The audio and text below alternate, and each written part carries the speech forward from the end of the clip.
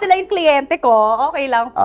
Kasi usual po, dati naman, in my defense, well, ginawang korte. In my defense, nung dati pa naman po ako nag-host, prior to Miss Philippines Earth, na-highlight na lang po yung hosting ko dahil syempre nagkaroon ng title, nagkaroon ng platform. Pero dati po talaga, formal ako mag-host. Nagkaroon lang po ng pagkakataon na makulit yung kandidata at nakipagharutan ako on stage. Tapos nag-viral siya. So ever since, nire-request na ng mga LGUs, ng mga talent coordinators, directors, laruin mo yung pageant. Kasi parang they want daw a fresh take to pageantry. Na hindi dapat laging seryoso. Kasi seryoso na yung mga advocacy, seryoso na yung mga goals nila. So dapat yung treatment natin as a pageant can be fun as well. Hindi ko naman po din na dog show unless i-request. So, pagka ganun na nakikita namin na nang dog show sa entablado, si...